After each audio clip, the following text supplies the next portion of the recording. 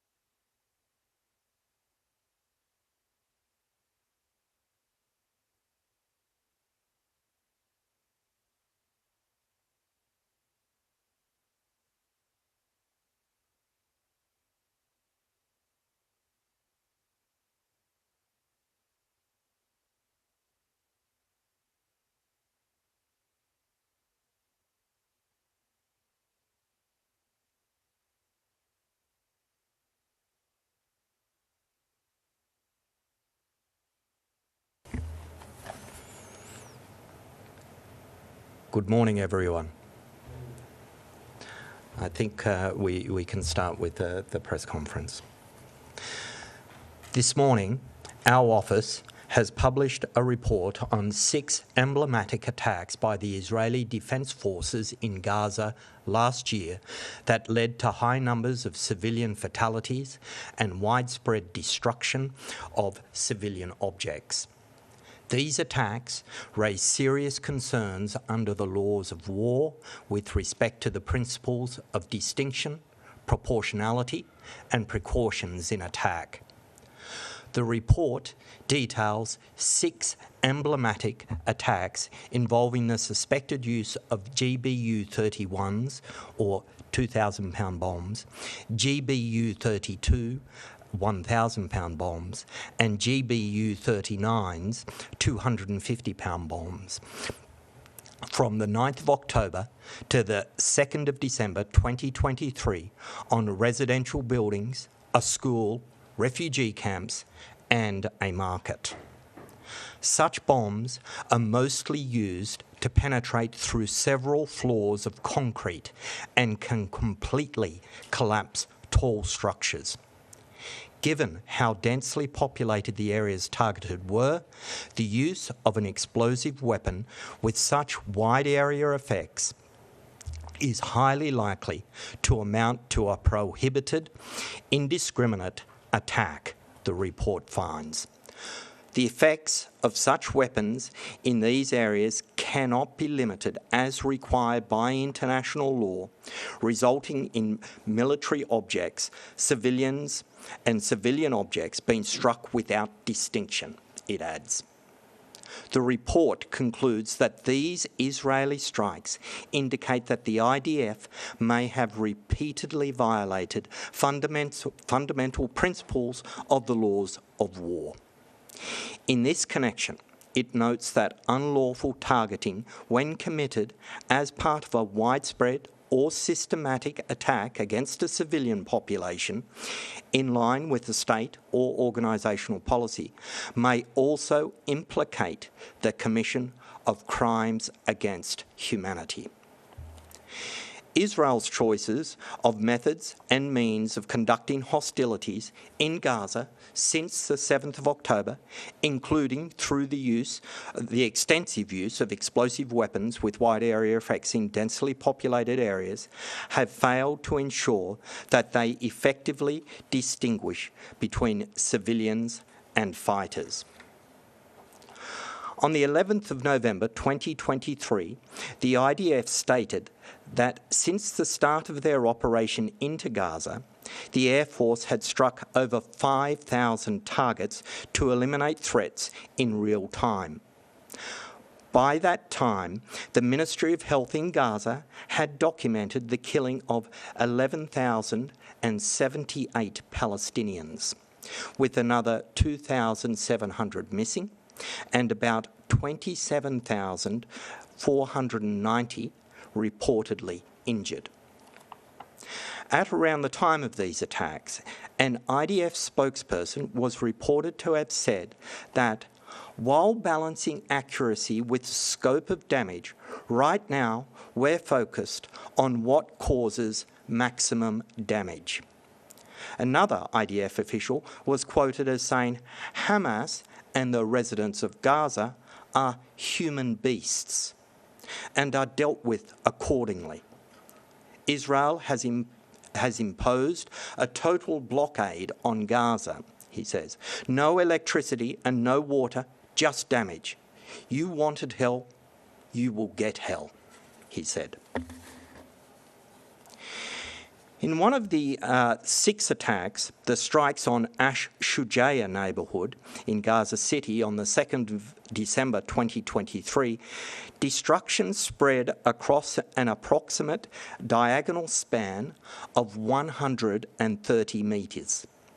15 buildings were destroyed and at least 14 others were damaged.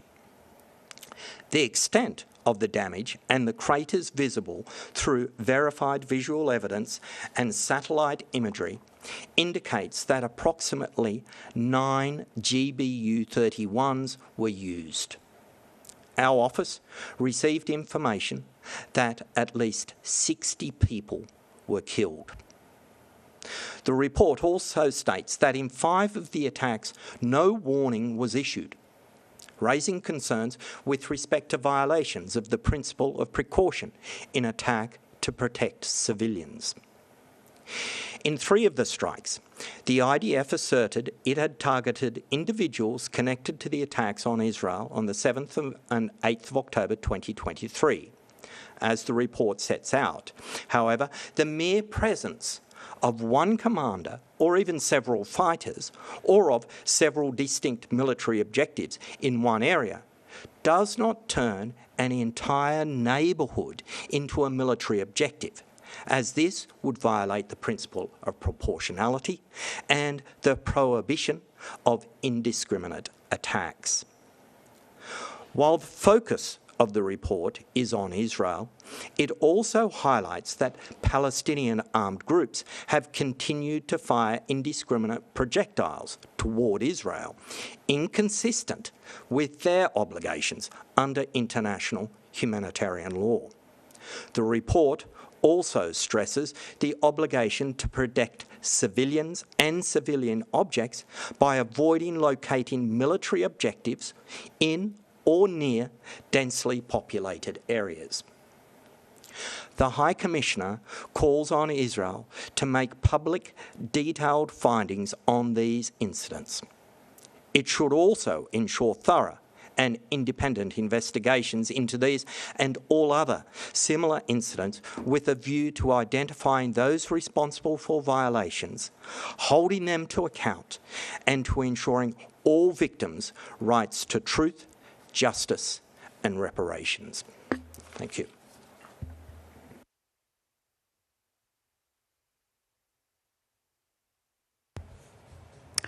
Thank you, Jeremy. We'll now pass the floor to the head of our office for the occupied Palestinian territory, Ajit Sangay, who has just returned from Gaza. And then we'll take questions. Ajit, over to you, please. Thank you, Ravina. Thank you, colleagues. Good morning. I've just returned from Gaza. I was there from 13th to 18th June, during which I visited several locations, including Khan Yunis, Al-Mawasi in Rafah, and Deir al-Bala. I visited Gaza in my capacity as the protection coordinator in humanitarian response. The sounds of bombs, guns, drones are constant. The sound of war is non-stop, day and night. In my 22 years of work at the UN, including in many conflict and post-conflict situations, I've never seen such challenges for the UN and human rights and humanitarian aid partners to operate. The destruction is unimaginable. The landscape of Khan Yunis, for instance, has been changed. It's full of completely and partially destroyed buildings, infrastructure. People I met told me how they have moved 10 times. They're exhausted. They're barely surviving. There are camps everywhere. Everyone is worried not only about the here and now, but also about what next. All of them not only don't have a plan B, they don't have a plan A. They don't know what to do. They're simply living day to day. The only question they have is when this will all end. There is a real sense of helplessness. And when you move 10 times, your community support networks fall apart. Even so, there are organizations that are still trying to provide support and protection services in this impossible situation to the most vulnerable, for instance, unaccompanied children, victims of gender-based violence, people with disabilities, individuals who've lost their entire families. Deir al-Bala was already densely populated before people fled here en masse to escape the carnage of Rafah and the north. Now, people are living on top of one another. At one UNRWA school I visited, there were 14,000 people. There, they have just 25 toilets. It's unimaginable. I met doctors at Al-Aqsa Hospital who described the situation as dire, beyond the killing wrought by the bombs and guns. They talk about waterborne diseases, scabies, and other diseases. The hospitals are packed to overflowing, and the smell is unbearable. In most parts of Gaza, you see garbage everywhere for hundreds and hundreds of meters. Sewage is spilling into tents. There is no clean water.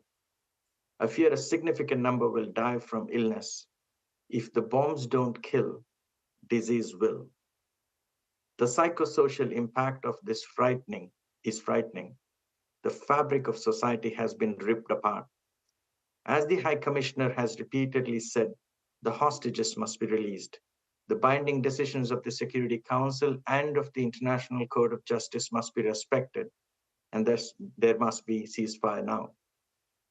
Beyond the humanitarian catastrophe, our office has also been assessing Israel's choices of methods and means of conducting hostilities. Today's report looks at the extensive use of explosive weapons with wide area effects in densely populated areas and how they have failed to ensure that they effectively distinguish between civilians and fighters. The report details a pattern of attacks using heavy bombs in densely populated areas. This raises serious concerns under the laws of war with respect to the principles of distinction, proportionality, and precautions in the attack. International humanitarian law lays out the very clear obligations of parties to armed conflicts that make protection of civilians a priority. It's now 8 months since the first of these extremely serious incidents occurred. Yet still, there is no clarity as to what happened or steps towards accountability. Thank you. Thanks very much, Ajit. We will take questions in the room first, but I understand there is a technical issue with the video in the room. It's working fine on the webcast and online, so we'll just take a very brief technical pause and then come to the questions. Apologies for that.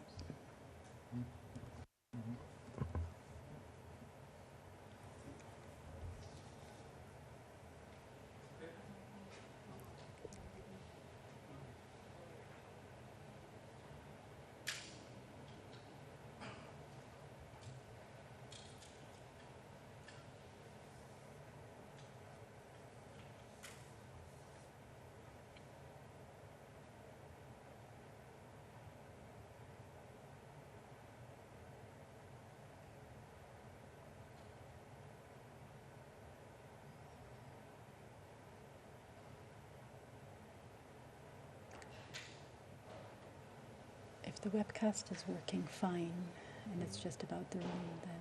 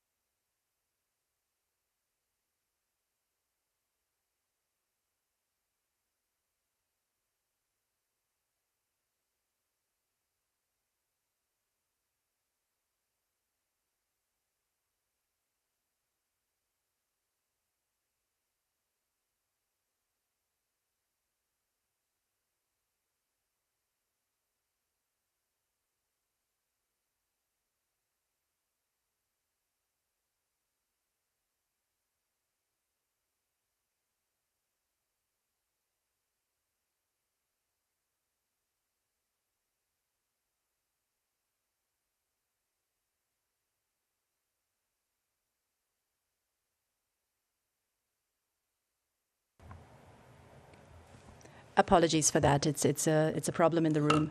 Are there any questions in the room before we take the questions on the platform? Yep. Given that we're not very many in the room, I think I'll take this opportunity. Just about the methodology, why these 6 attacks in particular? I understand it's because there were a large number of casualties, but just wondering how that selection was made, and if there's any intention to analyze other attacks to... You are in the meeting now. To Recording in progress. have more of an evidence base for future reports. Thank you. Thanks, Gabriella. Ajit?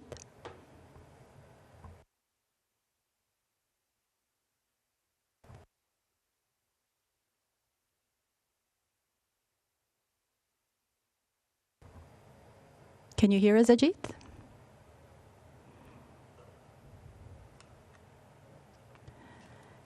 Oh dear, he seems to have, the screen seems to have frozen. We'll send him a message. Could you send him a message, Jeremy, so that... Ajit, can you hear us now? No, we'll try to get him back online. In the meantime, Gabriella, to address your question, this was an assessment of 6 emblematic cases where we were able to assess the kinds of weapons that were being used and the means and the method of carrying out these attacks. And these are, attacks prior to the end of December. But unfortunately, we have seen a continued pattern of such attacks. The types of weapons that were used, the means and the manner in which they were used, coupled with some of the statements that you heard from Israeli officials give rise to very serious concerns about the compliance with international humanitarian law. And we felt that it was important to put this report out now, especially because in the case of some of these attacks, some 8 months have passed, and we are yet to see investigations, credible investigations, and transparent investigations into these incidents. As time passes, it becomes much more difficult to carry out these investigations. So it is crucial that we call first on the Israeli authorities to take steps to ensure that proper investigations, transparent investigations are held. And in the absence of this, and if there is continued impunity, there is a need for international action in this regard as well. I think we have Ajit back online now. Ajit, do you hear us now? Did you hear the question from Reuters about why these particular 6 incidents were selected to examine? Sure. Look, I mean, this covers October to December. And if you recall, this was a time of heavy civilian casualties. We had alarm bells ringing when we saw the civilian casualties increasing. We start with that as a reference point and look at what else has been done from a military point of view, including the nature of weapons that's been used. So it became very clear to us that the nature of weapons that were used, especially on wide area, that have wide area effect, is extremely dangerous in the context of Gaza. And we've been saying this in several reports and statements, that Gaza is a very densely populated area. And in these 6 incidents, we had sufficient information to demonstrate the civilian casualties, both in terms of the death as well as injuries, and where we felt that the principles of international humanitarian law, particularly precaution, distinction, proportionality, were not necessarily followed. Hence, we thought it was important to put it out so that this stops. Thank you. Thanks. Musa?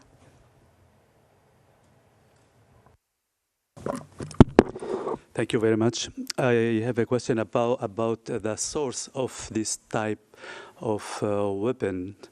Are they American weapons or Israeli weapons? Thank you.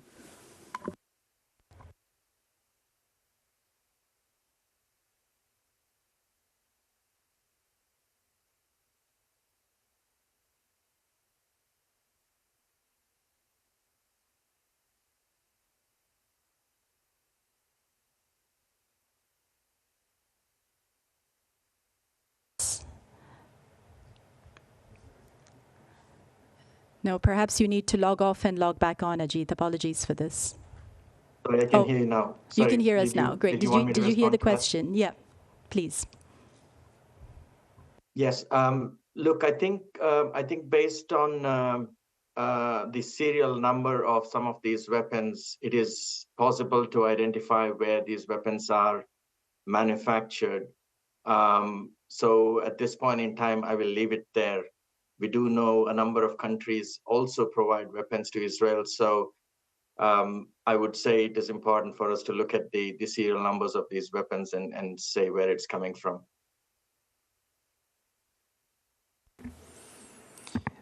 If I may just add as well, with respect to third states providing weapons, as Ajit has said, I don't think we can categorically say where the weapons came from until you actually get that serial number. But when it comes to international law, and particularly under Common Article 1 of the Geneva Conventions, there is a crucial element to this, and it's to respect and ensure respect for the conventions. So all states have obligations under international law applicable to the transfer of weapons. So it's really quite clear under the Geneva Conventions that that is the case. Thanks. We'll go to the platform now. We have Yuri from RIA Novosti, please. Yes, thank you, Ravina. Good morning, and thank you for this briefing. My question is in regards to the words that you use in the report and during the presentation.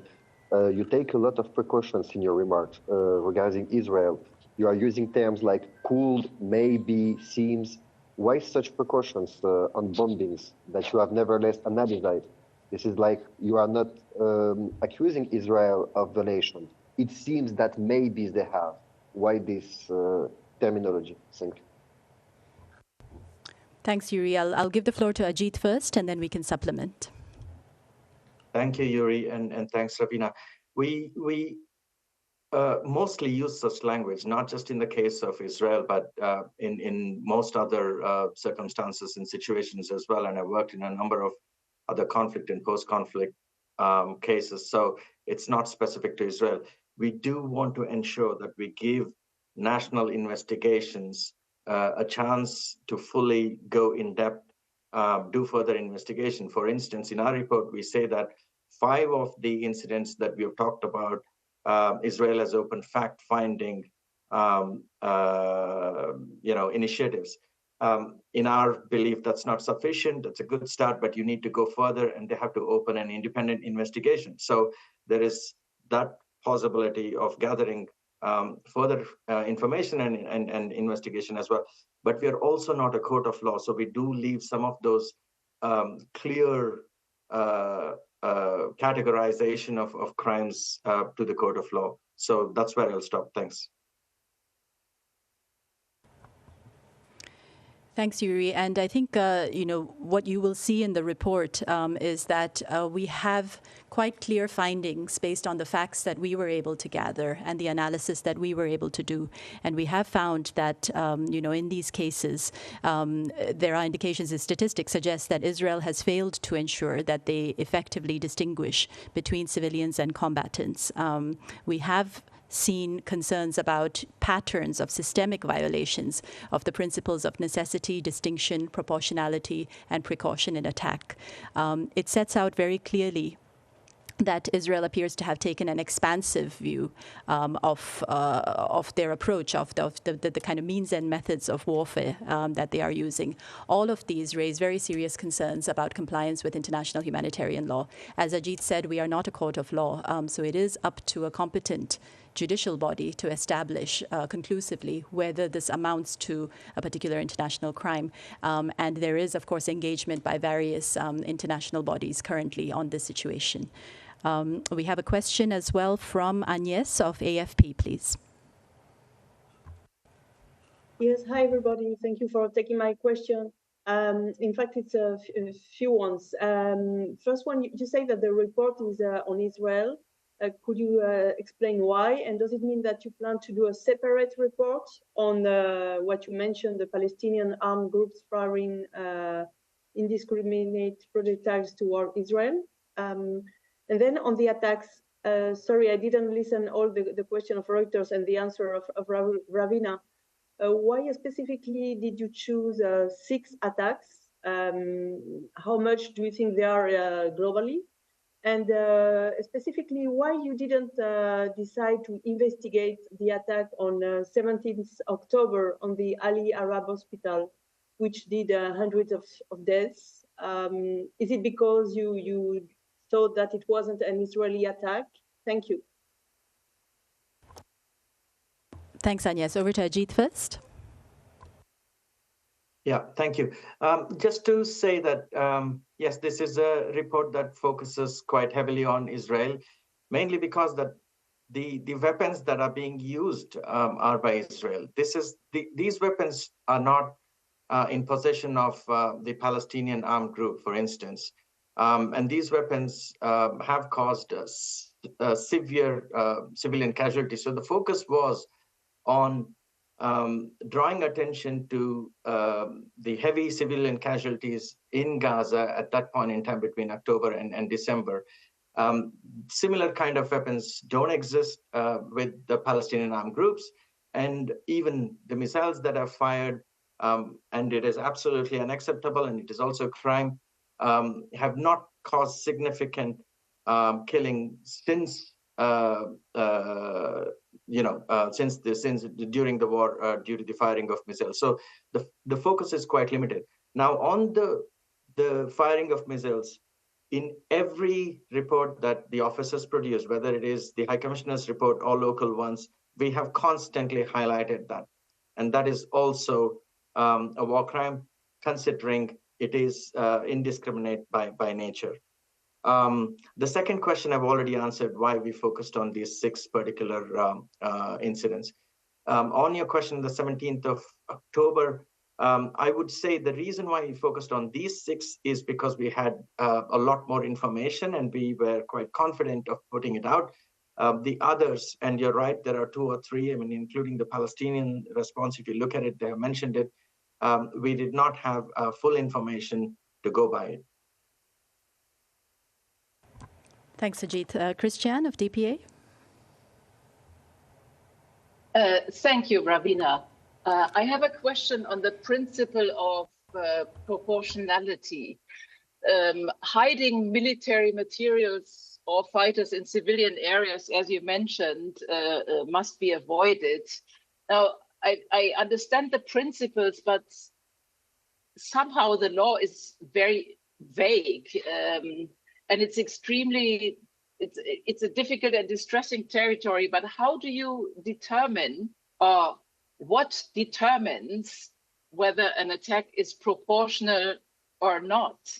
Is this a body count, or how, what are the pointers as to what is proportionate, what is not? And maybe more importantly, who determines that? Thank you. Thanks, Christiane. Ajit, over to you first. Thanks a lot. I mean, it is indeed, of course, it's a very important question. Look, I mean, the proportionality distinction as well, the principles don't disappear because there are weapons hidden in civilian areas. And this is a point that we make in the report as well. The principles of distinction, proportionality will continue to be there. Even when armed groups, for instance, hide within civilian population, you will have to take into account the military gains that you will achieve and the loss of civilian casualties, including infrastructure and injuries and death into account. So that's always the balance that you need to make. So this is where we have also referred in our reports, if you go back and look at it, that in some cases, the military objectives have not been mentioned at all. In some cases, they were lower ranking Hamas members, and there you lost about 60 civilians or so. So you need to look at that. What have you gained by striking at a particular set of buildings to get a lower ranking Hamas leader or a mid-level and lose hundreds of civilians? Who makes those decisions? I think there are a range of people involved in that, from from battle commander to others.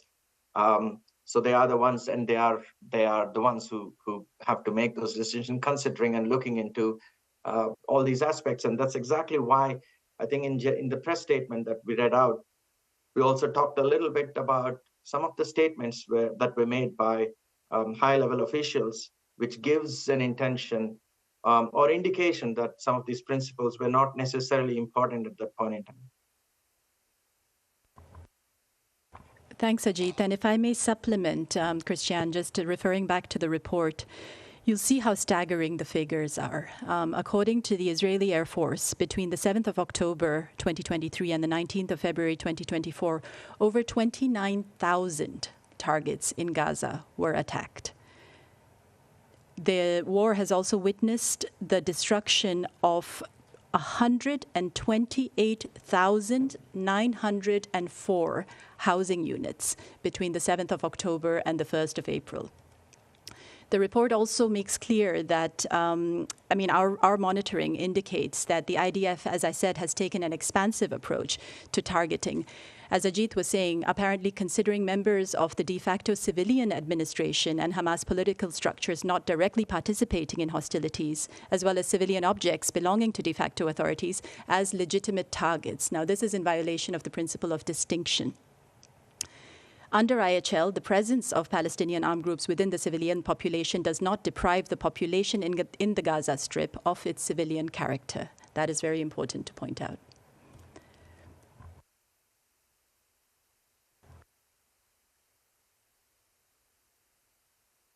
Sorry, John Zarakostas. Yes, good morning. I presume you can hear me there? Hello? Yes, all good, John. Please go ahead. Yes, hi. Yes. I was just interested if you could elaborate a bit reference to compliance with international humanitarian and human rights law. Can you elaborate a little bit more? And how does this dovetail with the arms trade treaty, especially if the country concerned is not a signatory?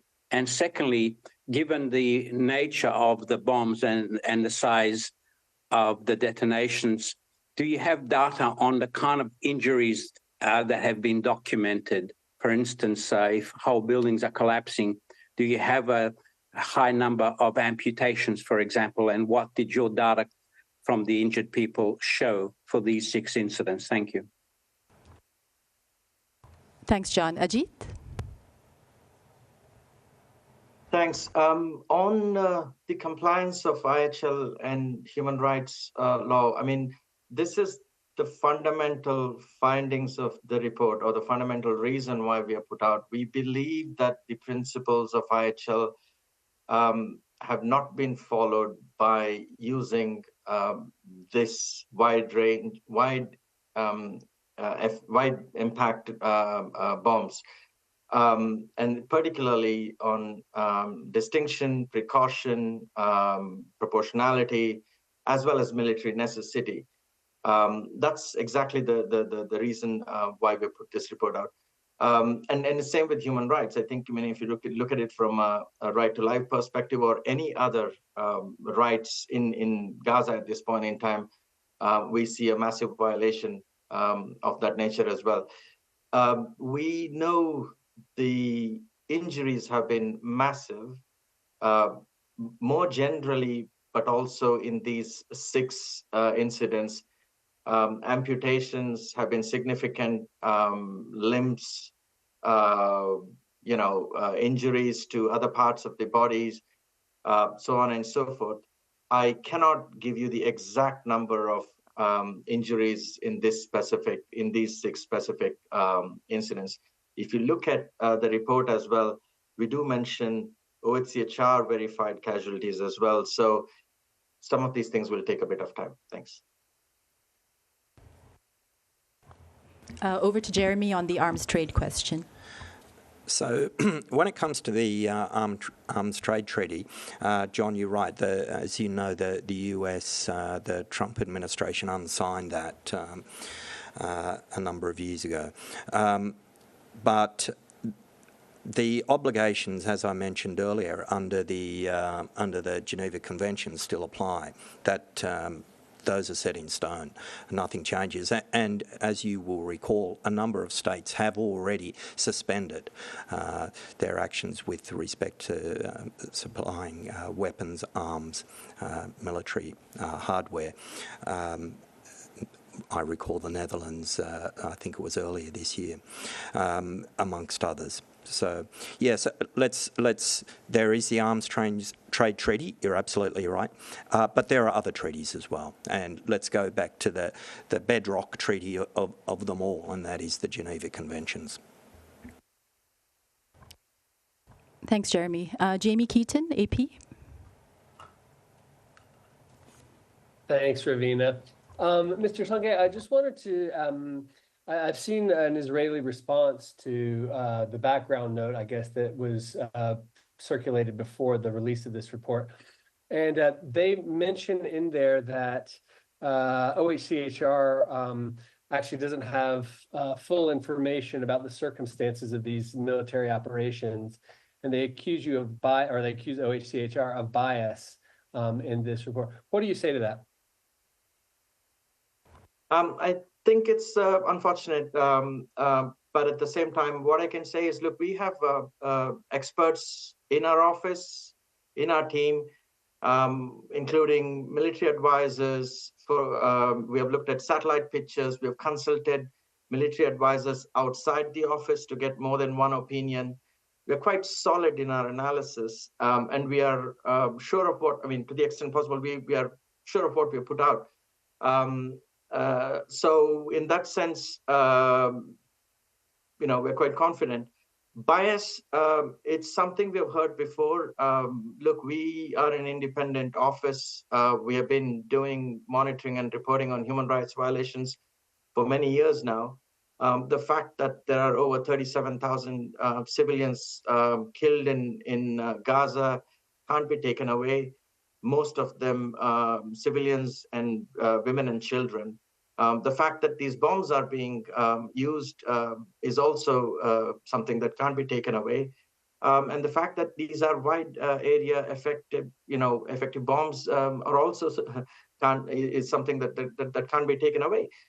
It's interesting and encouraging to start with to see Israel has initiated fact-finding on 5 of the 6 incidents that we have referred to. But we believe they have to go further and do a full investigation. And an investigation by the Military Advocate General itself is not sufficient. And this is a problem that we've seen before, and we have constantly pointed out that it has to be independent from the Military Advocate General, because the Military Advocate General is also providing advice to the Israeli Defense Force. So one cannot be a judge in his own case. Thanks, Ajit. We'll go to Nick first, and then there's a follow-up from Christiane of DPA. Nick Cumming-Bruce of the New York Times, please. Yeah, thank you. I mean, your report says, 29,000 airstrikes, and you've picked 6, which you say are emblematic. To call them emblematic, you must have done more detailed analysis of a wide number of other strikes. And I just wonder if you could expand a little bit on how much detailed analysis you have been able to do, and whether you have referred more than these 6 to the MAG for investigation. Thank you. Thanks, Nick. I mean, as you know, it's extremely difficult to get information on anything that's happening in Gaza. So we have looked into a number of incidents of similar nature, including some of the ones that were mentioned today, 17th of October, the ones referred by Palestinians in their response to us. But where we did not have sufficient information, we simply had to drop it. And this goes back to also the bias allegation that Israel mentioned. we could, for instance, have gone further. We did not because we were not satisfied with it. So we do believe that we put out things that we are solid from our end. On the question of have we shared further information with the Military Advocate General on other issues or on this, no, I can say that quite clearly, at least from the field office, OHCHR, OPT, we have not shared on these incidents with MAG. But the report is out there, and I'm pretty sure the Israelis have shared that entire report with them. Thanks. Thanks. Christian? Yes, thank you, Ravina. I'm just coming back to the principles of proportionality and so on. If it's left to the battle commanders to decide that, they obviously come to very different conclusions than you do, and they have in the past. Are there pointers as to what is proportional and what is not? Against what kind of principle do they have to determine whether their attack is in order or not? Yeah, maybe you can be a bit more concrete on this one. Thanks, Christina. So let me say this, that yes, it is my response was that it is the battle commander's responsibility at that point in time, or a range of others in the hierarchy, but it doesn't mean others cannot assess whether that was right or wrong. And that's exactly what we are trying to do here. The second point is on proportionality distinction. Let's take a step back out here on the focus of this report, which is proportionality, distinction, precaution, necessity, vis-a-vis the kind of weapons that's being used. Our message here is that these weapons in a densely populated area like Gaza, particularly now and in the past as well, it'll be extremely difficult, if not impossible, to follow those 4 principles. So it's advisable not to use them. Thanks.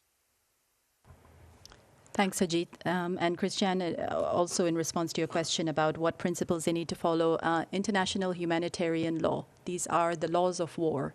These are the laws that battle commanders, those with command responsibility, the soldiers on the ground, everyone is bound by the laws of war. I don't see any further questions in the room or on the platform. So thanks very much, everyone. Apologies for the technical problems, and thanks very much to Ajit for participating today. Thanks. Bye. Thanks all. Thank you. Bye-bye.